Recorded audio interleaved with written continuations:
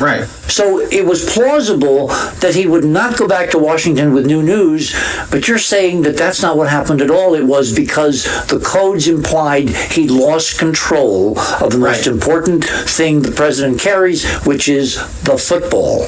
Right, he's lost control. Level 2 has planned this operation, and it's that reveals level 3.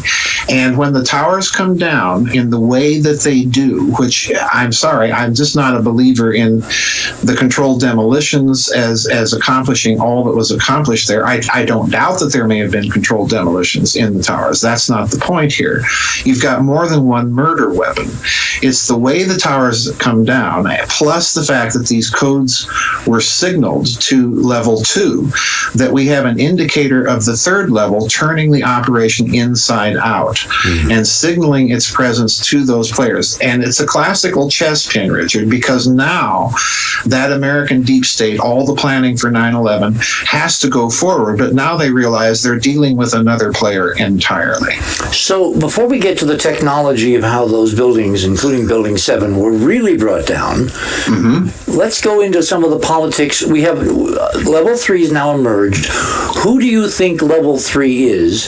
Why did they break with the level 2 conspirators suddenly?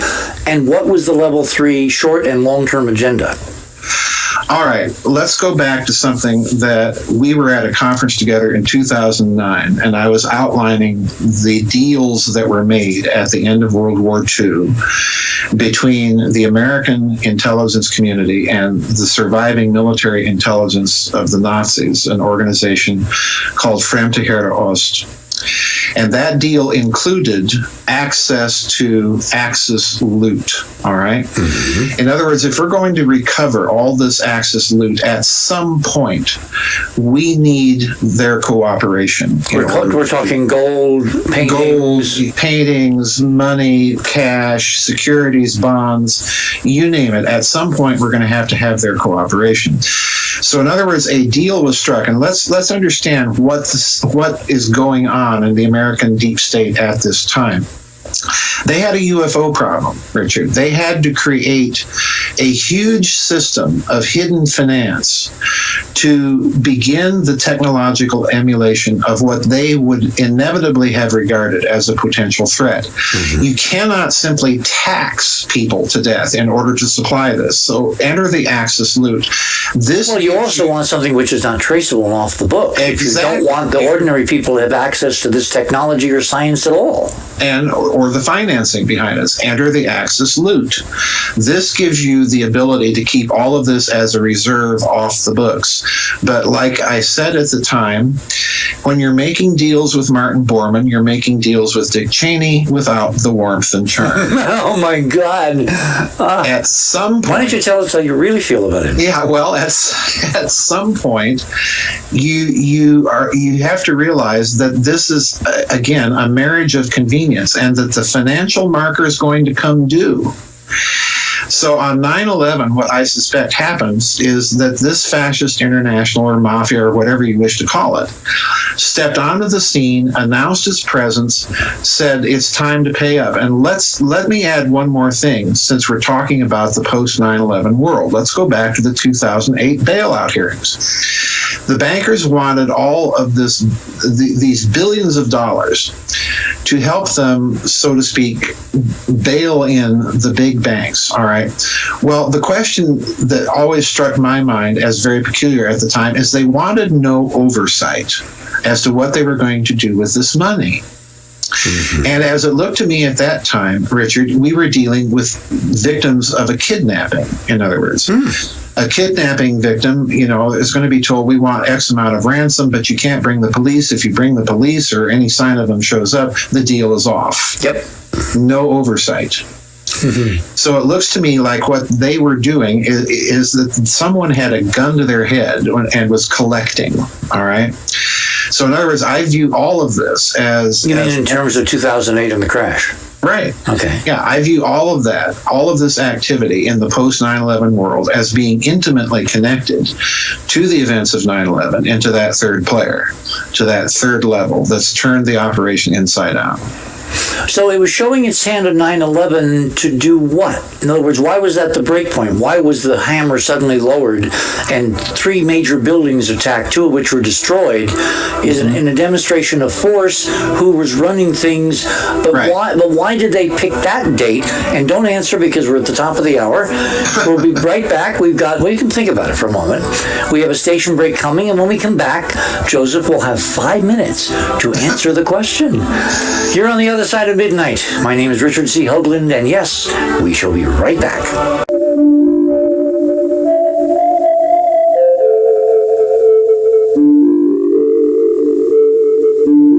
Side of midnight. My guest this morning is Joseph Farrell.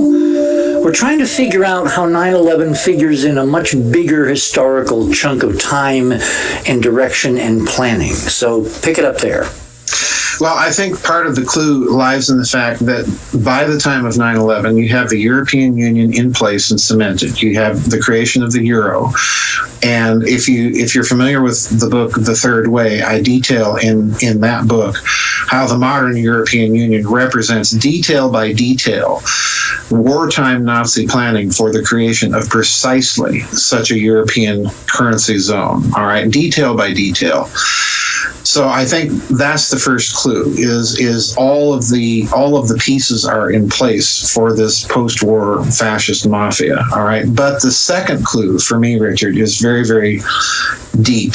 So basically we're talking about planetary unification. Yes. Under one government. Now, yes. There are some people who would say, well, if we really have brothers and sisters way out there, one of the prerequisites of getting back in touch with the family, of suddenly rejoining civilization, of having free energy and all the other attributes that would make life on Earth really livable and human, is we have to resolve these internecine conflicts. We have to become one world, and therefore we will be allowed into heaven.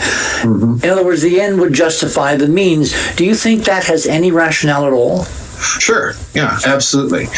How better than to create order than to impose it in the time-honored fascist way? You simply impose an order, whether people want it or not.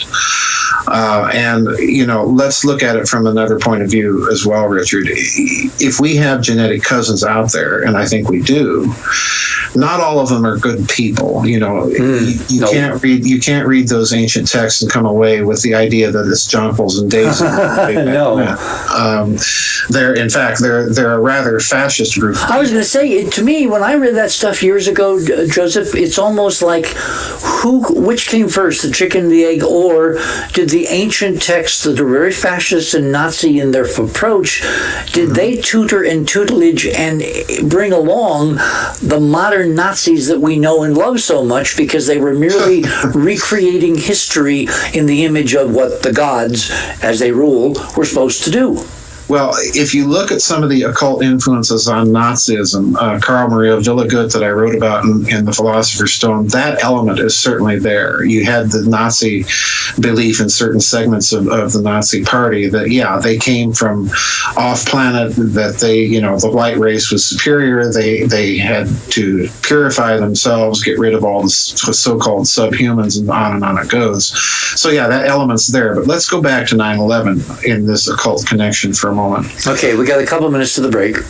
It became clear to me on 9/11 that the Twin Towers themselves, which represent the twin Masonic pillars Jachin and Boaz, were themselves under symbolic attack. In other words, Freemasonry is so bound up with the deep state and high finance and so on in the West that this was also a symbolic attack on that whole group.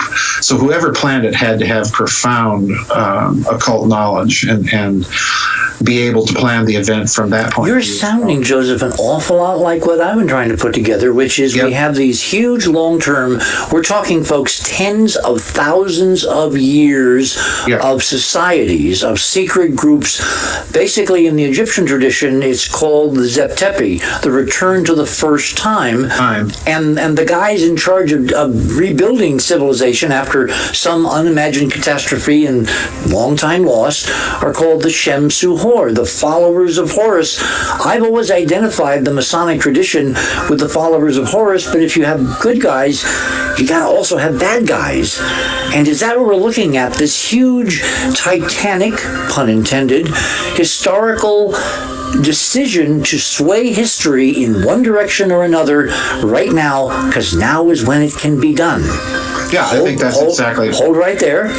We're at 4 minutes after the hour. We're going to take a break, a short break, on the other side of midnight, and we shall return.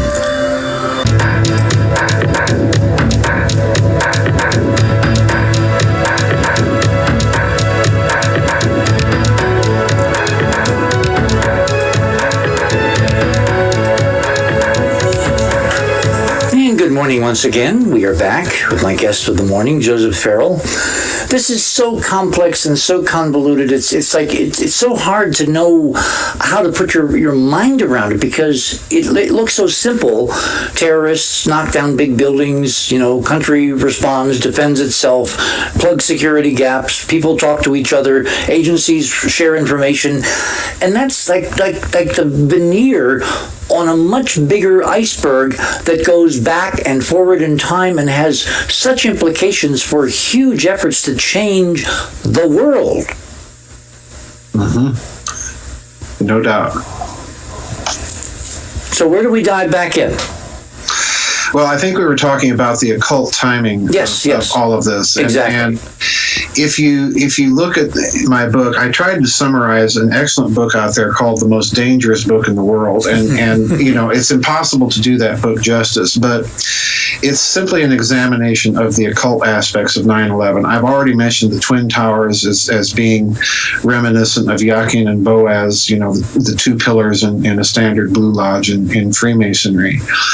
But beyond this, when you look at 9/11 itself, the numbers 9/11 have numerical significance. 11 is, if you research it, is itself a symbol of ultimate absolute evil. The number 9, of course, you have the Egyptian Enneads, the 9 primary gods, and so on and so forth. Mm-hmm. And you have a bit of social engineering going on as well, which is very typical occult practice. We've been conditioned to do what? When we want to dial for help in an emergency, what do we dial? Well, we dial 911. See, back when all this happened, it's like, why was 911 selected as an emergency number? Right, exactly. Now, we cannot dial that number without subliminally thinking of the events of 9/11. Absolutely. You have the strike on the Pentagon. Well, what's the Pentagon? It's the pentagram. It's the symbol of the planet Venus. It's, in some occult circles, it's the symbol of Lucifer himself, the light bearer. So you have all of these occult things that, when you examine them, Richard, cannot be mere coincidence. There's simply too many of them.